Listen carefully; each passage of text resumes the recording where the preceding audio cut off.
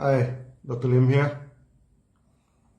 Over the year, during gynotherapy, there is always a question on how to carry out weight management, how to diet, and etc.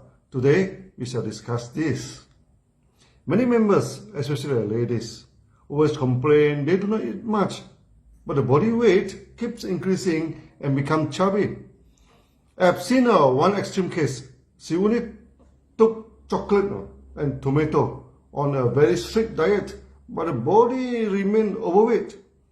She wished to know why. She's not eating much, but why the body is overweight. Of this, we must know why the body become obese. There are two main reasons for that now. The first is due to overeating, which most of us already know. The second reason is due to weakness in metabolism, which is very few people know it, okay? And we shall cover it here shortly. Many people think that we should take 3 meals a day to maintain good health and good energy. But our body digestive system is at the strongest activities from 11 o'clock to 1 p.m. Okay, strongly suggests that 1 meal per day is sufficient for the body. Many people never control their meals and eat throughout the days. In the morning, they take breakfast, then tea break, then lunch, then afternoon tea, dinner, and before sleep, go for supper. We have explained in our past video, when you eat too much, you are stressing your liver and pancreas. That lead to many chronic diseases and depression. Yes, you do not get me wrong. The more you eat, the more depressed you are. During the meeting in Australia, many members complain about obesity. Then I explained my experiences in Australia to them. When I first arrived in Australia, I ordered a meal for my wife, my assistant, and myself. The meals were too big, we could not finish it. The second time, we ordered 2 meals and shared by 3 people. We still could not finish it. The third time, we ordered only 1 meal and 3 people sharing it.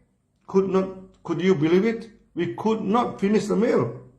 Eating so much for every meal for sure will land your health in trouble.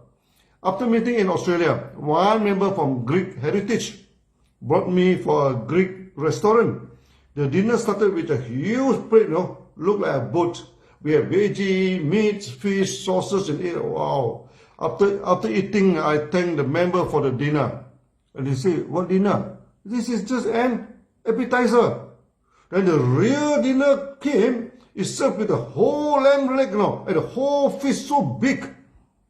I never forget the dinner. And remind the member, if you continue to eat like this you will end up with a lot of problems. The question now is how to cut down the amount of food and yet we do not feel hungry or discomfort. There are a few ways we can be on diet and not feel uncomfortable and hungry all the time. There is one habit that is important, which is to eat the food slowly. Chew it well before you swallow it down. Chewing the food and tasting it well gives you the satisfaction of eating. Also, the stomach needs 5 to 10 minutes to communicate well with the brain to give you the sense of fullness. If we eat too quickly, by the time you feel full, it is already too late. And that is supposed to be the feeling 5 minutes ago. Can you imagine how much extra food you eat during these past 5 minutes if you eat quickly? So, eating the food slowly is a first step to manage your food. Next is taking big meal a day, 1 big meal a day, and small meals other times. The time of big meals, preferably around 10:30 to 1 p.m.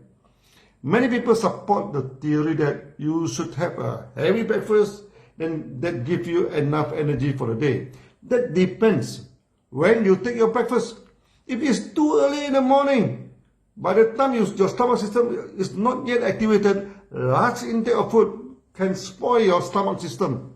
So the best practice is when in the early morning, taking only liquid meals for easy digestion, then go for a big meal around 11 a.m. to 1 p.m. Then later part of the day, take only liquid meals like congee or porridge.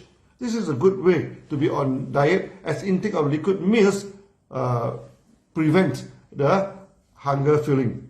When you get used to that type of lifestyle, you never feel hunger and stomach problem. Try to cut down your food suddenly, to go on diet is not a good move.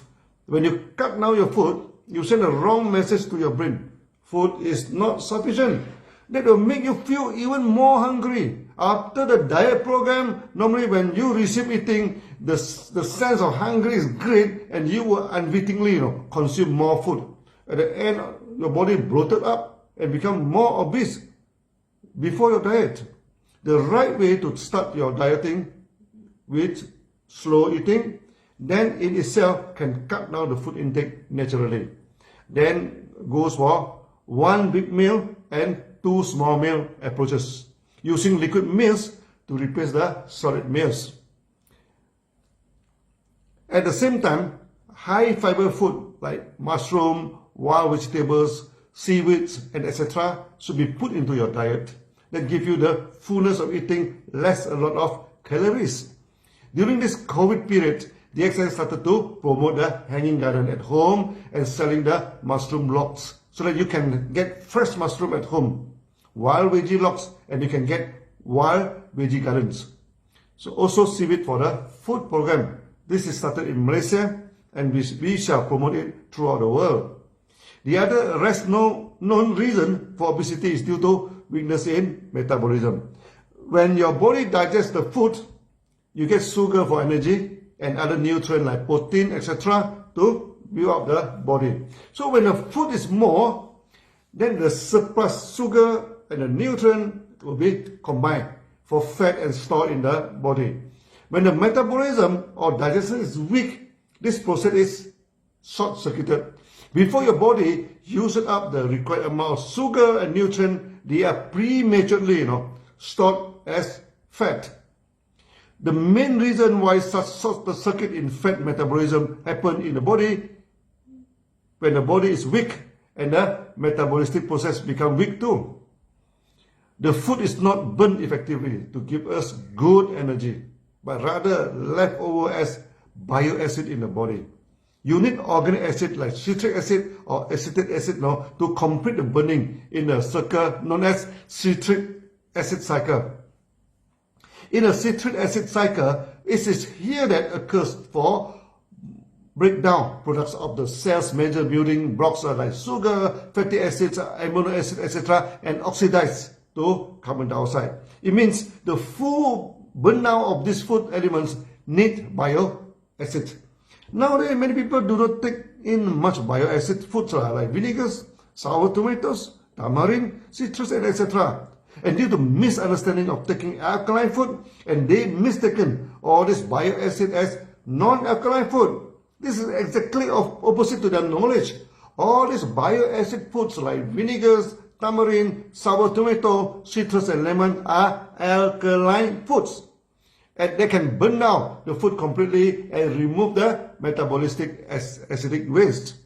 Then turn your body alkaline actually. When you're in Southeast Asia, here many people are used to taking sour food and sour soup. Obesity is not a problem until they turn into another eating habit full of meat without acids. Some countries they also take fermented sour food, like the injera in Ethiopia, which is a flat bread that is very sour, and you can see the people there are quite slim. When you are lacking a bioacid, your body will combine the surplus acid in your body and fat and keep it aside. That directly resulted in obesity. So for the lady who takes chocolate only for diet during the lunchtime, there is no acid intake at all. No. This resulted in obesity in her. Not only that, due to burning of food is not complete. She always complained about lack of vitality and lack of energy. Other than lack of energy, such obese people also lack of strength. They mean they cannot lift a heavy thing or go for long exercise. So when a person is obese, lack of energy and lack of strength, you are very sure he or she suffer from lack of bioacid. Taking organic vinegar regularly is good for health. The accent has produced moringa, cordyceps, vinegar, etc., which are full of bioacid and very good for health. That's all for today. See you then. Bye bye.